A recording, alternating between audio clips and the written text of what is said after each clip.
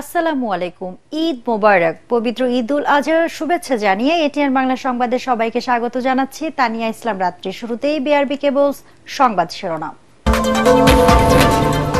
পবিত্র ঈদুল আজহা জাতীয় ঈদগাহের প্রধান জামায়াত সকাল 7:30টায় ময়দান ঘিরে কঠোর নিরাপত্তা।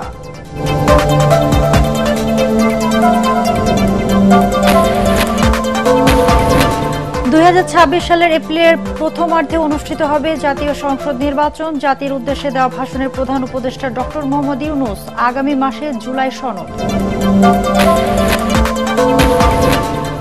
ঘোষিত নির্বাচনী রোডম্যাপে জনগণের প্রত্যাশা পূরণ হয়নি। সালাউদ্দিন আহমেদ। স্বাগত জানালো জামায়াতে ইসলামী। বিচার সংস্কার ও ইসি পুনর্গঠনের পর নির্বাচন চায় এনসিপি।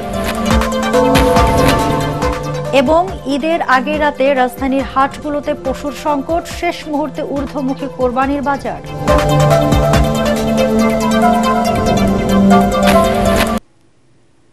শুনছিলেন বিআরবি কেবলস সংবাদ শিরোনাম। এবার বিস্তারিত। আজ পবিত্র ঈদুল আজহা। সকাল 7:30টায় ঢাকায় ঈদের প্রধান জামায়াত অনুষ্ঠিত হবে হাইকোর্ট প্রাঙ্গণের জাতীয় ঈদগাহ ময়দানে। তবে বৈরী আবহাওয়া থাকলে বায়তুল মোকাররম জাতীয় মসজিদে সকাল 8টায় অনুষ্ঠিত হবে প্রধান জামাত। প্রধান উপদেষ্টা ডক্টর মোহাম্মদ ইউনূস, উপদেষ্টা পরিষদের সদস্য সহ গুরুত্বপূর্ণ ব্যক্তিরা প্রধান জামায়াতে শরিক হবেন। ঈদের প্রধান জামায়াতের ইমামতি করবেন বায়তুল মোকাররম জাতীয় মসজিদের খতিব মুফতি মোহাম্মদ আব্দুল মালেক। এছাড়া সকাল 7টা থেকে 11:15 পর্যন্ত বায়তুল মোকাররম জাতীয় মসজিদে 5টি জামায়াত অনুষ্ঠিত হবে। জাতীয় ঈদগাহের সর্বোচ্চ নিরাপত্তা নিশ্চিত করা হয়েছে বলে জানিয়েছেন স্বরাষ্ট্র উপদেষ্টা জাহাঙ্গীর আলম চৌধুরী। ঈদ জামায়াতকে কেন্দ্র করে কোনো রকম হুমকি নেই জানিয়ে ডিএমপি কমিশনার বলেন, নগরবাসীর নিরাপত্তায় রয়েছে 500 পেট্রোল টিম, বসানো হয়েছে সিসি ক্যামেরা ও তল্লাশির চেকপোস্ট। এর পাশাপাশি রয়েছে র্যাব ও পুলিশের ডগ স্কোয়াড ও সোয়াট টিমের সার্বক্ষণিক নজরদারি। বিস্তারিত জানাচ্ছেন জিএম তসলিম। পবিত্র ঈদুল আজহার প্রধান জামাতের জন্য প্রস্তুত জাতীয় ঈদগাহ মাঠ। এবার একসাথে 35,000 মুসল্লি নামাজ আদায় করতে পারবেন। সকাল 7:30টায় হবে এবারের ঈদের প্রধান জামাত। জাতীয় ঈদগাহ মাঠ পরিদর্শনে এসে স্বরাষ্ট্র উপদেষ্টা জানান, সার্বিক নিরাপত্তা নিশ্চিত করতে ঈদগাহর আশপাশের এলাকায় পুলিশ, র্যাব ও অন্যান্য আইন শৃঙ্খলা বাহিনী তল্লাশি ও বিশেষ অভিযান পরিচালনা করে। দেশের নিরাপত্তার জন্য আমাদের পর্যাপ্ত সংখ্যক আইন শৃঙ্খলা বাহিনী রয়ে গেছে। পর্যাপ্ত নিরাপত্তা ব্যবস্থা নেওয়া হয়েছে। প্রায় 500 পেট্রোল রাখা হচ্ছে। অলি গলি সব জায়গায় কভার করা হচ্ছে। এবং এই ক্ষেত্রে আমি আপনাদেরও সহযোগিতা কামনা করব। যদি কোথাও কোনো ধরনের কোনো ইনফরমেশন পান, আপনারা নিকটবর্তী থানার সাথে সাথে জানাবেন, আমরা অবশ্যই ব্যবস্থা নেব। রাজধানী জুড়ে এবার ঈদে পর্যাপ্ত নিরাপত্তা ব্যবস্থা নিয়েছে পুলিশ। বাইক, গাড়ি, ফুড পেট্রোল থাকে। আমরা সবাইকে সজাগ করছি। যে সমস্ত অফিসাররা অফিসে কাজ করেন, ফিল্ডে কম করেন, তাদেরকেও আমরা দায়িত্ব বন্টন করে দিছি এই কাজগুলো সুপারভিশন করার জন্য। সারা দেশে গোয়েন্দা নজরদারি ও ফাঁকা ঢাকার নিরাপত্তায় বাড়ানো হয়েছে র্যাবের টহল টিম। ইনফরমেশন আমরা আগে থেকে পাচ্ছি, যেমন রংপুরে অলরেডি 13 জনকে আটক করা হয়েছে, সিলেটে এরকম মলম পার্টিকে আটক করা হয়েছে। এবং এই সমস্ত অ্যাকশনের মাধ্যমে সারা দেশে একটা মেসেজ যাচ্ছে যে যারা এই ধরনের অপকর্মের সাথে জড়িত তাদেরকে কোনোভাবেই ছাড় দেওয়া হবে না। ঈদের ছুটিতে কোনো থানায় যদি মামলা না নেওয়া হয় কিংবা সহযোগিতা না করে, তাহলে পুলিশের বিরুদ্ধে ব্যবস্থা নেওয়ার কথা জানান স্বরাষ্ট্র উপদেষ্টা। GM Taslim, ATN Bangla, Dhaka. 2026 সালের এপ্রিল মাসের প্রথমার্ধে অনুষ্ঠিত হবে জাতীয় সংসদ নির্বাচন।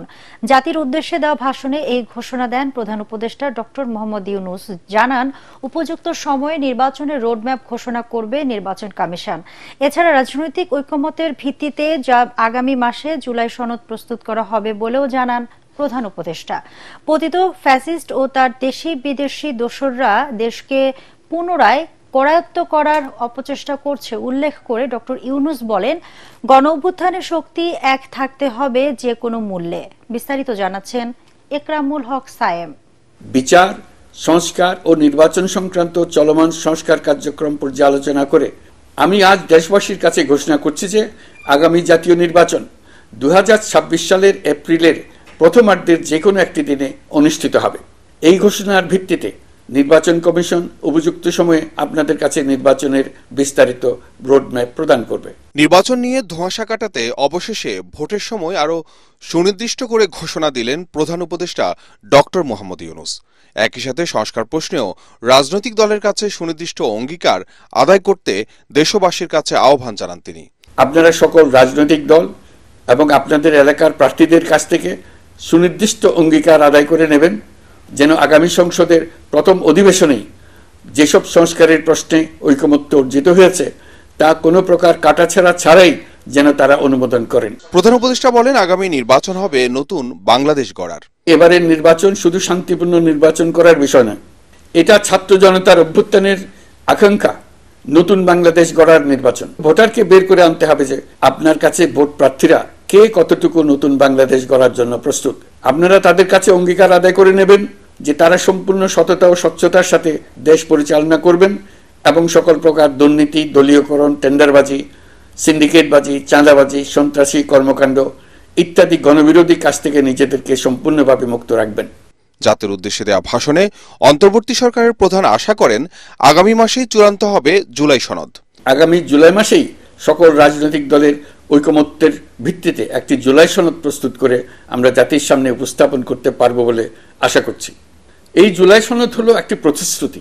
ভাষণে গণতান্ত্রিক আকাঙ্ক্ষা বাস্তবায়নে গণ অভ্যুত্থানের শক্তির ঐক্যে তাগিদ দেন প্রধান উপদেষ্টা।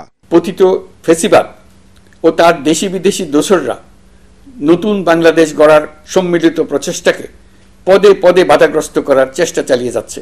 আমরা একটা যুদ্ধ অবস্থায় আছি। এখন আমাদের একতাবদ্ধ থাকতে হবে যে কোনো মূল্যে। পরাজিত শক্তি এবং তাদের সহযোগীরা ওত পেতে বসে আছে আমাদের ছোবল মারার জন্য। এ সময় মিয়ানমার সীমান্তে করিডোর দেয়া প্রসঙ্গেও সরকারের অবস্থান স্পষ্ট করেন তিনি।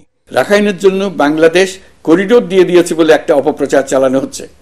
আমি সুস্পষ্টভাবে বলছি, এটা সর্বৈব মিথ্যা। এটা চিলে কান নিয়ে যাওয়ার গল্প। যারা অসত্য কল্পকাহিনী বানিয়ে বাংলাদেশের মানুষকে ক্রমাগত বিভ্রান্ত করে অশান্তি সৃষ্টিতে নিয়োজিত, এটা তাদেরই শিল্পকর্ম। ভাষণের শুরুতে নির্বিঘ্নে ঈদ উদযাপন ও হজ ব্যবস্থাপনায় সরকারের সাফল্য এবং দেশের অর্থনৈতিক পুনরুদ্ধারের চিত্র তুলে ধরেন প্রধান উপদেষ্টা ডক্টর মোহাম্মদ ইউনূস। এবার আলু, পেঁয়াজ, ডিম, চিনি, শাকসবজি, তরিতরকারি ও মশলা সহ অধিকাংশ পণ্যের দাম গত বছরের তুলনায় কমেছে। জনগণকে ন্যায্য মূল্যে নিত্য প্রয়োজনীয় জিনিস পৌঁছে দিতে সরকারের সব রকমের চেষ্টা অব্যাহত আছে। ইকরামুল হক সায়েম, এটিএন বাংলা, ঢাকা। ঈদ মোবারক। প্রধান উপদেষ্টা ডক্টর মোহাম্মদ ইউনূসের ঘোষিত নির্বাচনী রোডম্যাপে জনগণের প্রত্যাশা পূরণ হয়নি বলে জানিয়েছেন বিএনপির স্থায়ী কমিটির সদস্য সালাউদ্দিন আহমেদ। জাতির উদ্দেশ্যে প্রধান উপদেষ্টা দেয়া ভাষণের প্রতিক্রিয়ায় তিনি একথা বলেন। নির্বাচন আগামী বছরের জানুয়ারিতেও দেওয়া করা যেত বলে মন্তব্য করেন তিনি। এক বিবৃতিতে এই রোডম্যাপকে স্বাগত জানিয়েছে জামায়াতে ইসলামী। দলটি ঘোষিত সময়ের মধ্যেই অবাধ, সুষ্ঠু ও নিরপেক্ষ নির্বাচন চায়। এনসিপি বলছে নির্বাচনের জন্য জুলাই সনদ ও ইসি পুনর্গঠন জরুরি। আরো জানাচ্ছেন ইয়াসিন রানা। শুরুতেই আপনাদের সবাইকে জানাই পবিত্র ঈদুল আজহার শুভেচ্ছা। 2026 সালের এপ্রিল মাসে জাতীয় নির্বাচনের রোডম্যাপ ঘোষণা করেছে অন্তর্বর্তী সরকার। এ নিয়ে রাজনৈতিক দলগুলো নিজ নিজ দলের অবস্থান তুলে ধরেছে। নির্বাচনের জন্য ইসি পুনর্গঠনের উপর গুরুত্ব দিয়েছেন জাতীয় নাগরিক পার্টির আহ্বায়ক নাহিদ ইসলাম। লেভেল প্লেইং ফিল্ডের জন্য সবচেয়ে গুরুত্বপূর্ণ নির্বাচন কমিশন। তাহলে প্রথম কাজটি হইতে পারে যে নির্বাচন কমিশনটাকে পুনর্গঠন করা, নির্বাচন সংস্কার কমিশনের প্রস্তাবনা অনুযায়ী সেটাকে পুনর্গঠন করে আমরা সেদিকে আগাতে পারি। তবে আমার কাছে মনে হয়েছে আমাদের কাছে যে জুলাই মাসে জুলাই সনদটা, এটাকে সবার প্রায়োরিটি দেওয়া উচিত। ঐক্যমত্যের ভিত্তিতে আমরা জুলাই সনদটা যদি রচনা করতে পারি তাহলে আসলে আমরা নির্বাচনের দিকে আমরা এগোতে পারবো। প্রধান উপদেষ্টার ঘোষিত নির্বাচনী রোডম্যাপকে স্বাগত জানিয়েছে জামায়াত ইসলামী। এক বিবৃতিতে দলটির আমির ডাক্তার শফিকুর রহমান বলেন, প্রধান উপদেষ্টার ভাষণে জাতি আশ্বস্ত হয়েছে। ঘোষিত সময়ের মধ্যে অবাধ, সুষ্ঠু, নিরপেক্ষ ও গ্রহণযোগ্য নির্বাচনের আহ্বান ডাক্তার শফিকুর রহমানের। তিনি আরো বলেন, সংস্কার, বিচার ও নির্বাচনের ভিত্তিতে জুলাই সনদ বাস্তবায়ন জনগণের প্রত্যাশা পূরণ করবে। এদিকে ইসলামী আন্দোলন বাংলাদেশ প্রতিক্রিয়া জানায়, নির্বাচন নিয়ে যে ধোঁয়াশা ছিল তা কেটে গেছে। জুলাই সনদ সময় মতো ঘোষণা হবে, সংস্কার কার্যক্রম সম্পন্ন হবে এবং বিচার, গণহত্যাকারী এবং ফেসিবাদী শক্তির বিচারটা দৃশ্যমান হবে। তবে এ বিষয়ে প্রতিক্রিয়ায় বিএনপির স্থায়ী কমিটির সদস্য সালাউদ্দিন আহমেদ বলেন, নির্বাচনী রোডম্যাপে জনগণের প্রত্যাশা পূরণ হয়নি। জাতির প্রত্যাশা পূরণ হয়নি। 50-এরও অধিক দল ডিসেম্বরের মধ্যেই নির্বাচনের দাবি জানিয়ে আসছিলেন দীর্ঘদিন থেকে। আমরা যৌক্তিকভাবে ডিসেম্বরের ভিতরেই নির্বাচন অনুষ্ঠানের জন্য আমাদের বক্তব্য সবসময় উপস্থাপন করেছি। এই সার্বিক বিবেচনায় খুব বেশি উনি যদি দেরি করতে চাইলে ডিসেম্বরের পরে জানুয়ারির মধ্যে হতে পারত, সেটা হয়তো গ্রহণযোগ্য বলে মনে হতো সবার কাছে।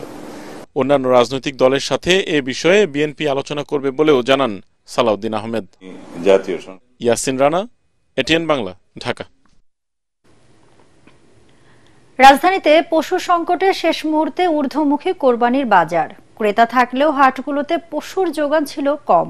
পছন্দের পশুটি একটু বেশি দামে কিনতে হয়েছে ক্রেতাদের। ইজারাদাররা বলছেন, বৃহস্পতিবার সবচেয়ে বেশি পশু বিক্রি হয়েছে। নতুন করে পশু আসায় এই সংকট তৈরি হয়েছে। ছোট গরুর চাহিদা থাকলেও যোগান না থাকায় বাধ্য হয়ে অনেককে বড় গরু কিনতে হয়েছে।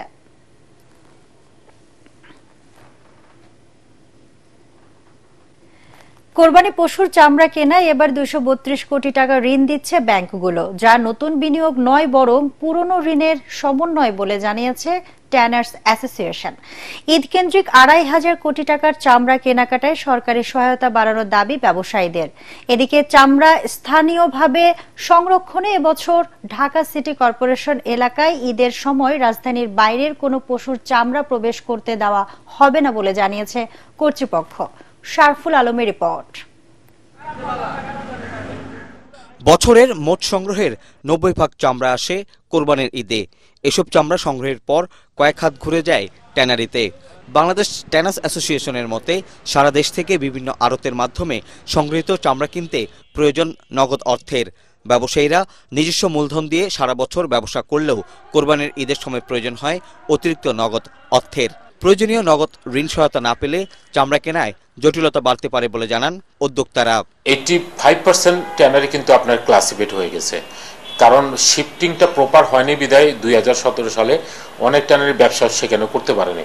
যারা এখন চলমান তাদের ভিতরে 15% আপনার ট্যানারি চলছে। ওই 15%ই কিন্তু আপনার এই তাদের যে ঋণের ব্যবস্থা সেটা কিন্তু পর্যাপ্তভাবে করে না। আমরা বলেছিলাম যে পূর্বের যে কোরবানি অ্যাডভান্সটাকে সেটাকে ব্লক করে নতুন করে ফাইন্যান্স করা। চামড়া শিল্পে সংকট কাটাতে এবার কোরবানির ঈদে চামড়া প্রক্রিয়াজাতকরণের জন্য ব্যাংক ঋণের বরাদ্দ কমছে।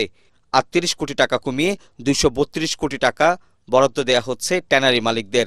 অন্যদিকে এবার চামড়া সংরক্ষণে উদ্যোগী হচ্ছে ঢাকার 2 সিটি কর্পোরেশন। চামড়া শিল্পের বিনিয়োগটা আমাদের জন্য খুবই ভালো। এই বছরও আবেদন করেছে, আমরা যাচাই বাছাই করে আমরা সেই বাংলাদেশ ব্যাংকের নির্দেশনা অনুযায়ী প্রয়োজনীয় ফান্ড আমরা দিব। সিটি কর্পোরেশন থেকে আমরা যে উদ্যোগটি নিয়েছি সেটা হচ্ছে এই প্রথম আমরা ঢাকায় 15 দিন অ্যাটলিস্ট মিনিমাম আমরা কোনো চামড়া ঢুকতে দিব না। বাণিজ্য মন্ত্রণালয় এবং স্বাস্থ্য মন্ত্রণালয়ের সহযোগিতায় আমরা এই পুরোটাকে রেজিস্ট করব। ব্যবসায়ীদের আশঙ্কা, সুষ্ঠু ব্যবস্থাপনার অভাবে প্রতি বছর প্রায় 30% চামড়া নষ্ট হয়। অতিরিক্ত গরম ও বৃষ্টির সম্ভাবনার কারণে চামড়া খাতে এবার বিশেষ নজরদারি বাড়ানোর তাগিদ দিয়েছেন বিশ্লেষকরা। শারফুল আলম, এটিএন বাংলা, ঢাকা। এবার আন্তর্জাতিক সংবাদ।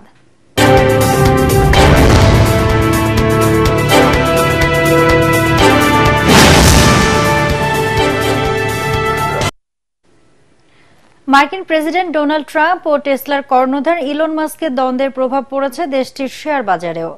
ব্লুমবার্গ বিলিয়নিয়ার ইন্ডেক্স জানায়, টেসলা ও স্পেস এক্সের শেয়ার দর কমে একদিনে ইলন মাস্কের ব্যক্তিগত সম্পত্তি কমেছে $34 বিলিয়ন। তবে এখনো বিশ্বের শীর্ষ ধনী তিনি। গেল কয়েকদিন আগে ট্রাম্পের প্রস্তাবিত কর ছাড় ও ব্যয় বিলের বিরোধিতা করে মাস্ক দাবি করেন বিলটি যুক্তরাষ্ট্রের জাতীয় ঋণকে $36.2 ট্রিলিয়ন পর্যন্ত বাড়াবে। এদিকে ইলন মাস্কের কোম্পানিগুলোর সঙ্গে যুক্ত সরকারি চুক্তি বাতিলের হুমকি দিয়েছে ট্রাম্প। অন্যদিকে পাল্টা জবাবে ট্রাম্পকে অভিশংসনের আহ্বান জানান তিনি। এবারে খেলার খবর।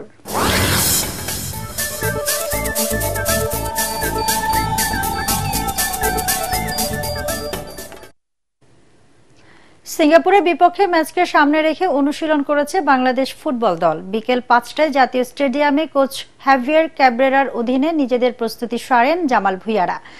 আগামী 10 জুন ঢাকায় এশিয়ান কাপ বাছাইয়ে মাঠে নামবে স্বাগতিক দল। 7 জুন বাংলাদেশে ঈদ, তাই ঈদের দিনও অনুশীলন হওয়ার সম্ভাবনা রয়েছে।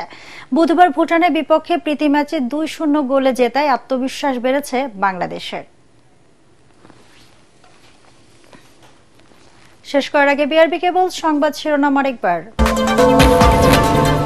পবিত্র ঈদুল আজহা আজ, জাতীয় ঈদগাহে প্রধান জামাত সকাল 7:30টায়, ময়দান ঘিরে কঠোর নিরাপত্তা।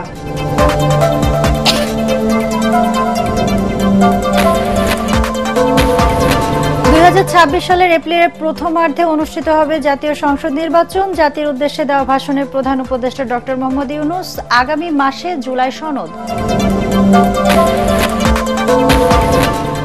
ঘোষিত নির্বাচনী রোডম্যাপে জনগণের প্রত্যাশা পূরণ হয়নি, সালাউদ্দিন আহমেদ। স্বাগত জানালো জামায়াতে ইসলামী। বিচার সংস্কার ও ইসি পুনর্গঠনের পর নির্বাচন চায় এনসিপি। এবং ঈদের আগের রাতে রাজধানীর হাটগুলোতে পশুর সংকট, শেষ মুহূর্তে ঊর্ধ্বমুখী কোরবানির বাজার।